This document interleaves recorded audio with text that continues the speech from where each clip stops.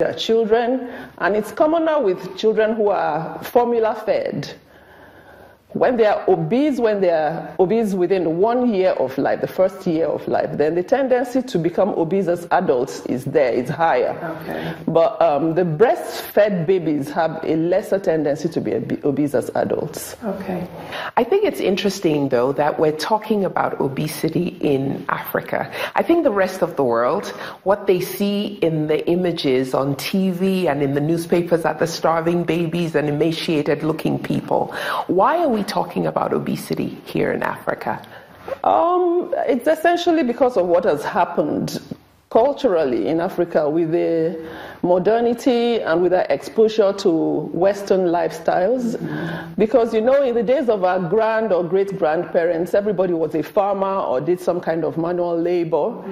Nobody had cars except the very rich. Everybody trekked to where they were going. Yes. And they didn't have remote controls and all of that. You have to walk to the TV to turn it on. Exactly, if you had a TV at all. Yes.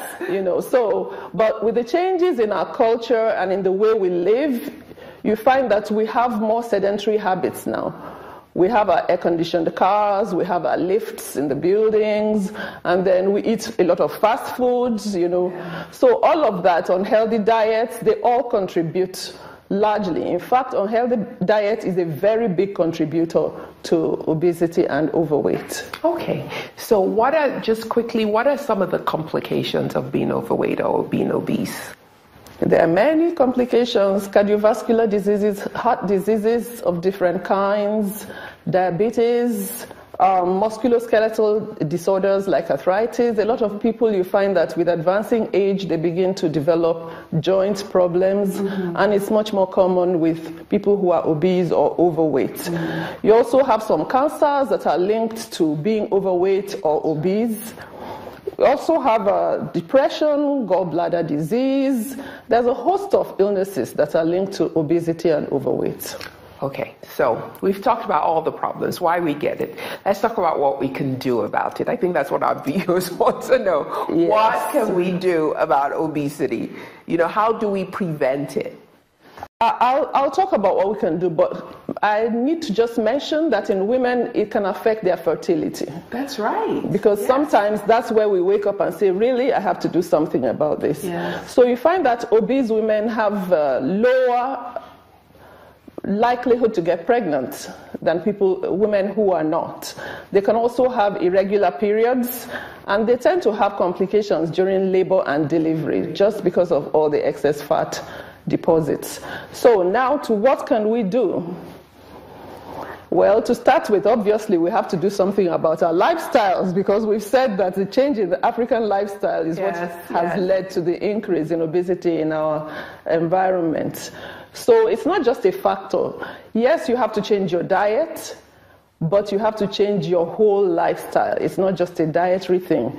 And we need to avoid the quick fixes. We have all these programs that promise you lose 30 kilos in 2 days or something, but it's known that those cases, even those of them that do work, the people get even fatter afterwards, because you have a sort of rebound effect after using those programs. So it has to be a deliberate and planned change in lifestyle. Got it. The diet, the activity, increase your activity, eat healthy foods, and so on and so forth. We can go into the details. Okay, so let's talk about eating well. So what do we eat? Plenty of whole grains, not refined foods. Sometimes people are confused. What are refined foods? I think sometimes when people ask me, I make it very simple, and I say, if you eat white bread, or you eat white rice, or you eat a meat pie made with flour, for the pastry, you're eating something that's refined. Yes. Versus if you ate brown rice or you ate a sweet potato or something like that. I completely agree, but there's a particular thing that is very popular with us now, I don't want to name a brand, but noodles. Oh yeah, please don't get me started. Yes. That's it's super refined. Yes. So it's a huge refined culprit in overweight and obesity. And we really have to learn to cut out those stuff from our diet. Yes. It's very important. Okay. So also we have to include a lot of vegetables in our diets, and it's good to have a variety. Not just the same thing, and a lot of times you say vegetables and people think, oh, potatoes, and that's it. You have to think of a variety of vegetables that have different colors, like green, red, yellow, so you have a good mix to have a healthy meal. And then we have to also cultivate the habit of eating fruit whole and not just juices. For instance, a lot of us just buy oranges and we just take the juices out and throw away the rest of it. But to eat the orange whole is a healthier habit and you get the best out of it. That's right. And then we eat more of plant oils like olive oil and other plant oils.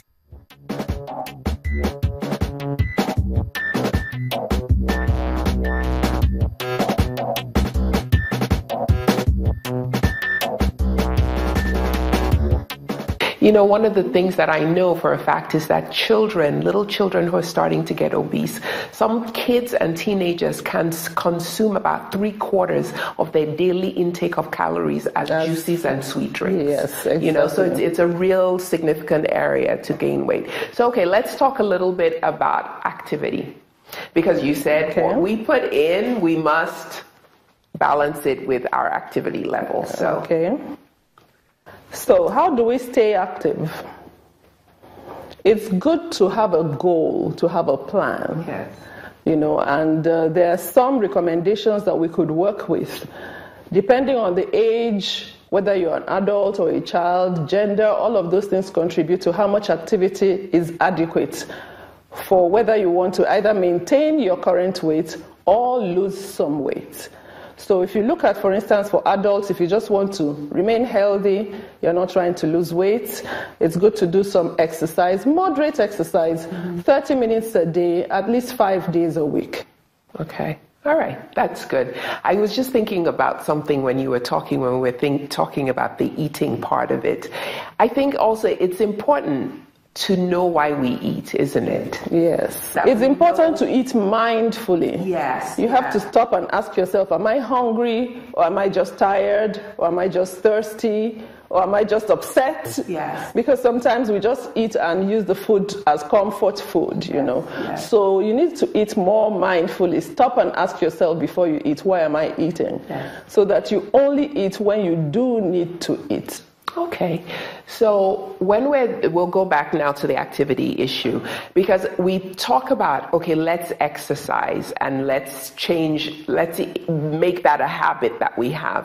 But then we have other unhealthy habits. You had talked about being sedentary, right? Yes. So we have some things that we do that make us even more sedentary in the 21st century, that perhaps we didn't have those things some time ago, right? Yes. Such as? You know, we talked about the fact that we don't walk around as much as we would like to because we're so comfortable. Yes. And then we have these remote controls that we use in the house. Yes. So if you want to actually lose weight or maintain a healthy weight, it takes a conscious decision to maybe take the stairs rather than take the elevator. Yes. You know, just think along those lines, how to increase your activity consciously in the course of your day without necessarily having to go to a gym. Yes, yes. And I know as a pediatrician, one of the things that we talk to parents about is to limit the screen time.